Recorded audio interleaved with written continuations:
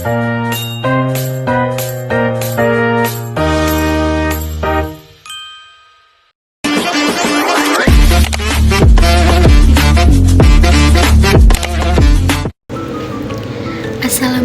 warahmatullahi wabarakatuh.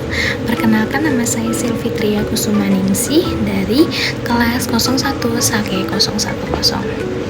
Pada hari ini saya akan menjelaskan materi mengenai mata kuliah yang saya jalankan, yaitu pengantar manajemen bisnis. Materi yang akan saya sampaikan pada hari ini yang pertama mengenai motivasi dan komunikasi.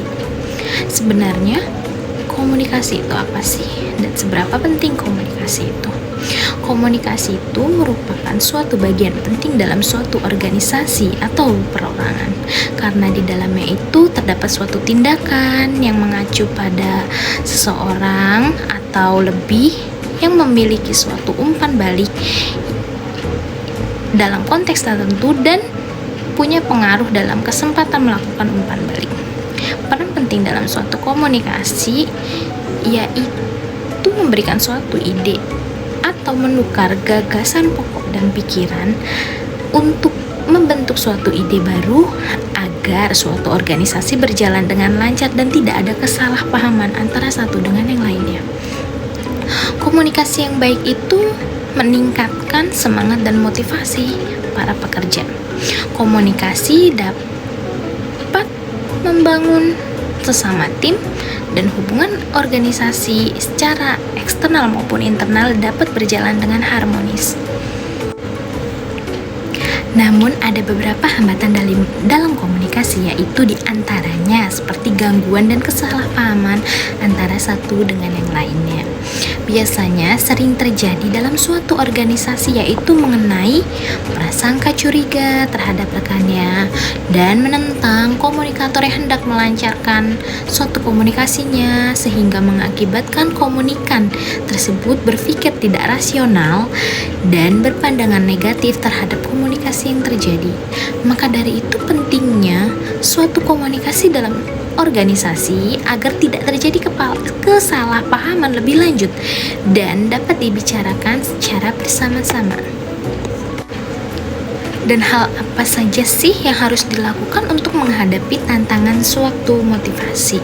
Yang pertama, langkahnya yaitu perlunya pemahaman tentang perbedaan antara motivasi dan kinerja. Motivasi dan kinerja bukan merupakan hal yang sama.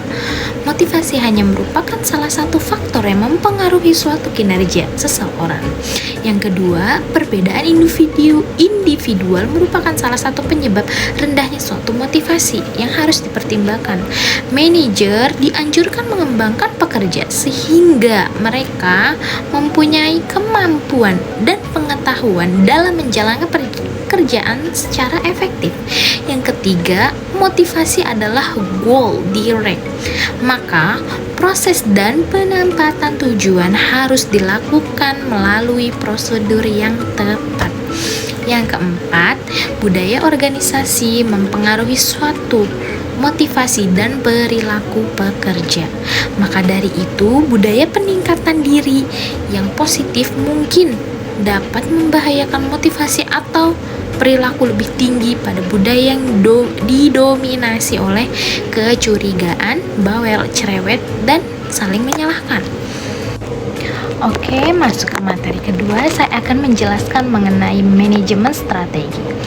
Manajemen strategi merupakan suatu proses manajemen pada suatu organisasi dalam mengambil suatu keputusan dan tindakan secara berulang dan menciptakan nilai serta kemampuan untuk mengatur strategi sehingga dapat mencapai tujuan dengan baik dan tepat sasaran serta waktu yang telah ditentukan.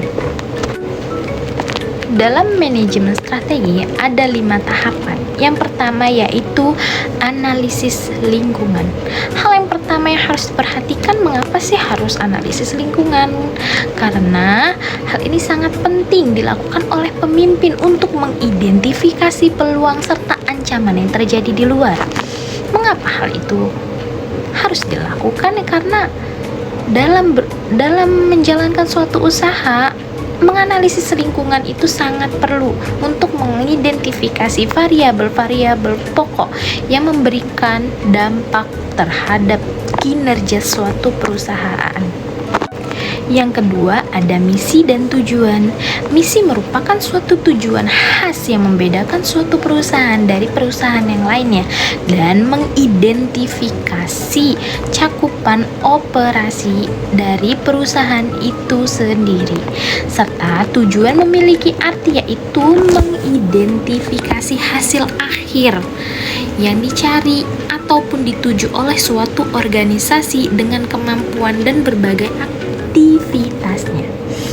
Ketiga, yaitu ada perumusan strategi. Strategi merupakan suatu kelompok tindakan terkoordinasi dan terorganisasi yang dijalankan untuk memberdayakan kompetensi inti dan memperoleh keunggulan dalam bersaing. Yang keempat, ada penerapan strategi, yaitu merupakan suatu tindakan pengelolaan beragam sumber daya suatu organisasi serta mengarahkan dan mengendalikan pemanfaatan melalui beberapa strategi tertentu yang telah ditetapkan. Yang kelima, ada pengevaluasian. Pengevaluasian ini memastikan bahwa strategi yang ditetapkan telah dijalankan secara tepat oleh suatu organisasi. Dan yang keenam itu ada pengendalian. Mengapa harus ada pengendalian strategi? Yaitu untuk mengimplementasikan, mengidentifikasi suatu masalah dan perubahan yang timbul, serta melakukan penyesuaian jika diperlukan. Analisis suatu lingkungan itu sangat penting juga sih untuk manajemen strategi, karena pemimpin harus mengidentifikasi yaitu peluang yang sudah tadi saya ucapkan, yaitu ancaman yang harus dihadapi ke depannya. Maka dari itu pemimpin itu harus membentuk analisis, yaitu analisis SWOT, yaitu berisi tentang strength, weakness, opportunity, and threats.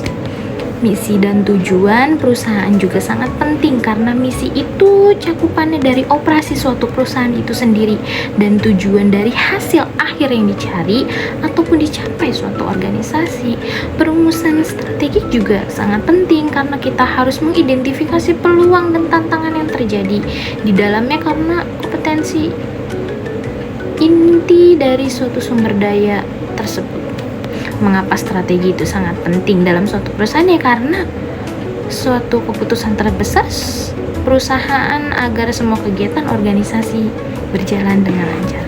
Sekian penjelasan materi dari saya mengenai pengantar manajemen bisnis. Kurang lebihnya mohon maaf. Wassalamualaikum warahmatullahi wabarakatuh.